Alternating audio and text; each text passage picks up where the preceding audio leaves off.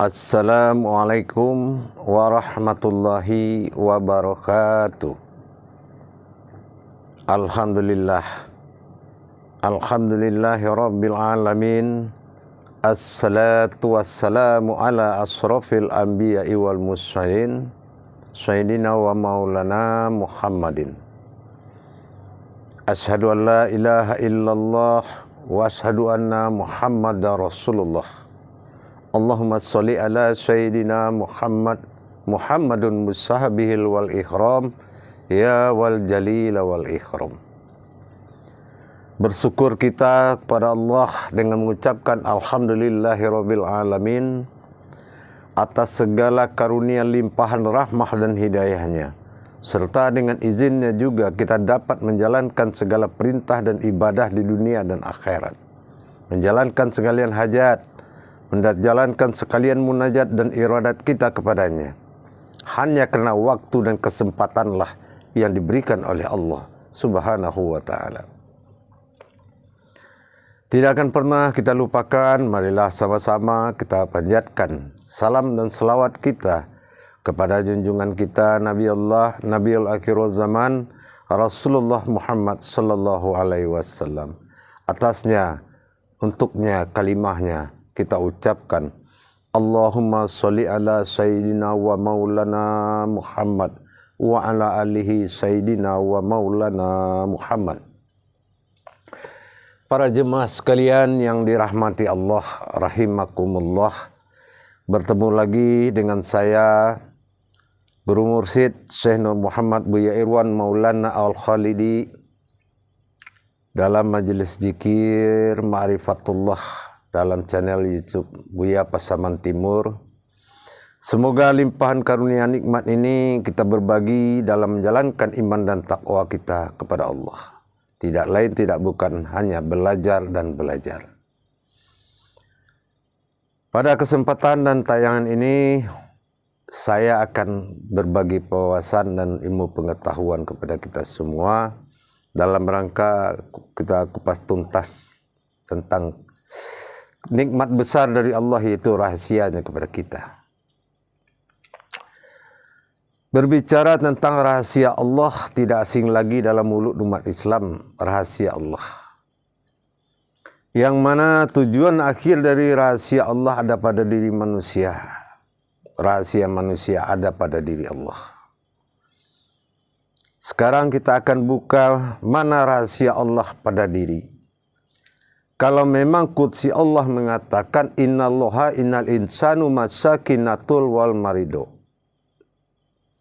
Sesungguhnya manusia itu berasal dari diri rahasiaku sendiri. Tidak ada yang tahu kecuali dirinya sendiri. Ana sirha wa anta sirhu. Aku adalah rahasiamu dan kamu adalah rahasiaku. Sir, usir, rahasia di balik rahasia. Sekarang kita cari apa yang dimaksud oleh Allah tentang rahasia. Yang dimaksud manusia berasal dari rahasia Allah. Rahasia yang seperti apa? Di sini kita akan mendapatkan dari kajian kodrat diri kita sendiri yang dikatakan rahasia Allah. Yang mana rahasia ini menyatakan manusia itu bukan berasal dari air, api, angin, tanah. Tapi yang manusianya bukan berasal dari air, api, angin, dan tanah. Kalau itu alam. Tidak hanya manusia, semua alam diciptakan dari air, api, angin, dan tanah.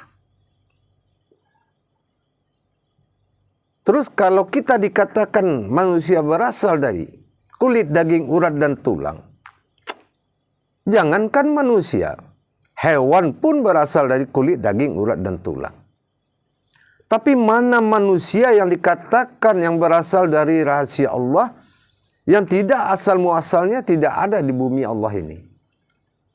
Dan tidak juga diketahui oleh semua makhluk. Tidak ada makhluk yang tahu rahasia manusia itu berasal dari mana.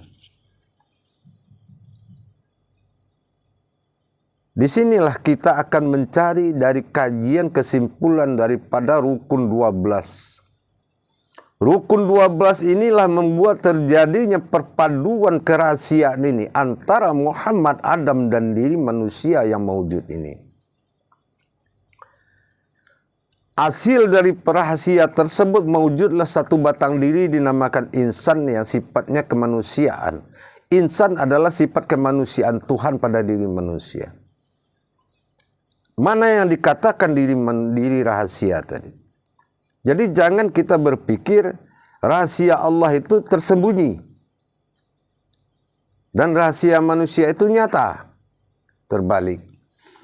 Justru rahasia Allah itu yang lebih nyata. Rahasia Allah ini yang lebih nyata.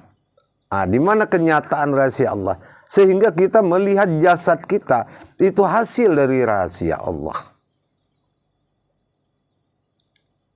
Wa khalaqtu li ajli wa khalaqtuka la'allika. Engkau jadi karena aku dan aku jadi karena engkau, kata Allah. Mana yang jadi karena aku, mana engkau jadi karena dia. Nah, kita lihat. Di sini kita ambil rukun 12. Apa nih katakan rukun 12? Berawal batin atau nyawa pada diri manusia. Menjadi diri sifat bagi Allah berdasarkan 4 batin. Apa yang dikatakan 4 batin? Pertama ada dinamakan napas, tanapas, umpus, dan ampas. Menjadilah satu batu wujud, yaitu dinamakan nufus atau nyawa. Batin. Makanya nyawa itu tidak terlihat. Yang kedua, terjadinya 4 daripada sifat kodrat daripada Muhammad. Yaitu di, wadi, mani, manikam. Nah, inilah 4 kodrat daripada alam dirinya Muhammad. Maka jadi berjumlah semua sudah menjadi 8 kodrat. Setelah itu terjadilah di atasnya, yaitu 4 nur. Nur, Nurullah, Nur Muhammad, Nurha Allah. Inilah asal muasal kejadian daripada diri hakikat daripada Adam. 4 batin daripada nyawa, 4 batin Allah daripada nyawa, 4 zat Allah daripada insan diri atau rohani daripada diri Muhammad, dan 4 nur Allah daripada jasad daripada Adam. 12 sifat asal muasal terjadinya kulit, daging, urat, dan tulang. Bersandal kepada 8 batang aras, yaitu 8 batang tulang kita. Dari kodrat yang 12 inilah maka bersandarlah 14 sifat Allah yang nyata, 7 sifat Allah yang nyata, 7 sifat Allah yang tidak nyata, yaitu Asmaul Husna. Bersifatlah Allah di atas zatnya sendiri. Itulah yang dikatakan zatnya Allah. Apa yang dikatakan zatnya Allah? Satu hayat dari 8 kehidupan tadi. Itu dinamakan zatnya Allah. Nah, setelah itu masuklah 7 daripada bersifat Allah. 7 sifat Allah. Apa itu? Sama, basar, kalam, hayat, kodrat, iradat, ilmu. Bersifatlah 7 tadi di dalam 12 daripada kodrat tadi. Nah, ini yang dikatakan rahasia Allah. Dan 12 kodrat tadi telah mewujud sebuah kehidupan Allah dinamakan insan. Setelah dia berilmu dinamakan insan kamil. Setelah dia taat dinamakan insan kamilul kamil. Tetapi setelah dia merindu kepada dia yang punya diri, maka dikatakan dia insan kamil muzamil. Insan inilah yang tidak memiliki asal muasal dapat dari manapun. Tidak ada keinsanan ini berasal dari air, api, angin, dan tanah. Jadi kita harus bisa mengetahui rahasia Allah tersebut. Akar daripada kodrat tersebut barulah disusupi oleh dikatakan diri pertama 4 batin tadi berasal dari satu kodrat, yaitu sir. Nah, ini yang menjadi alif sir, alif yang tidak nyata tadi. Inilah sir tadi, diri sir tadi. Nah, yang kedua, daripada zat tadi yang mewujud tadi menjadi 4 tadi, di, wadi, mani, manikam tadi yang menjadi zat batang tubuhnya hakikat Muhammad. Nah, ini yang dinamakan dengan bara atau batin. Nah, inilah penyelimuti atau yang menutupi kehidupan Allah di dalam rohani. Inilah yang dikatakan bara'. Dan 4 lagi yang dinamakan nur. Nurullah, Nur Muhammad, Nur Allah. Atau diri hakikatnya Adam tadi. Inilah mewujudnya dari sifat semua kejadian sifat. Yaitu alafa atau nur kasiyah atau alif. Nah disitulah. Jadi kalau kita sudah tahu bahwasanya bertemunya 12 sifat ini tadi. Menyatakan kepada 2 sifat alam. Sifat alam Muhammad dinamakan 6 pada rohani. Sifat alam Adam dinamakan 6 pada nurani atau jasad. Menjadi 12 sifat. 12 menjadi himpunan 12 bulan dalam 1 tahun. Ini kekuasaan daripada Adam dan Muhammad. Nah, kalau kita telah kembali kebesaran Allah dalam bersembunyi. Sebetulnya yang bersembunyi ini antaralah perbuatan Adam dan Kidam. Adam dan Kidam ini yang membuat rahasia besar itu tadi. Apa Adam dan Kidam? Kidam ini adalah sifat dahulunya Allah. Maha dahulunya Allah. Tapi Adam adalah sifat dahulunya. Nah, Adam dahulu, Allah maha dahulu. Nah, sementara Rasulullah adalah suatu tajali hayat. Tajali hayat antara Kidam dan Adam. Jadi kita tidak memikirkan apa yang dikatakan Nabi Adam, tetapi memikirkan kodamnya, hadamnya, yaitu memikirkan wujudnya. Alif dal mim. Adam dal mim. Allah dal perjalanan Muhammad. Adam itu adalah tempat perjalanan Muhammad dengan Allah. Nah inilah mewujudnya. Jadi seperti yang kita alami seperti ini, sama. Sebetulnya persoalan sir ini adalah persoalan diri manusia dengan Tuhan. Rasulullah adalah penyelamat perjalanan ini. Makanya dikatakan sallallahu alaihi wasallam. Makanya jatuhnya jadinya ke rohani. Rohani inilah yang selalu berzikir, memperhubungkan, jangan ada keterpisahan antara kodrat diri dengan diri yang sebenarnya. Nah, disinilah yang dikatakan diri rahasia. Jadi yang dikatakan diri rahasia Allah itu adalah orang yang mengamalkan hidupnya.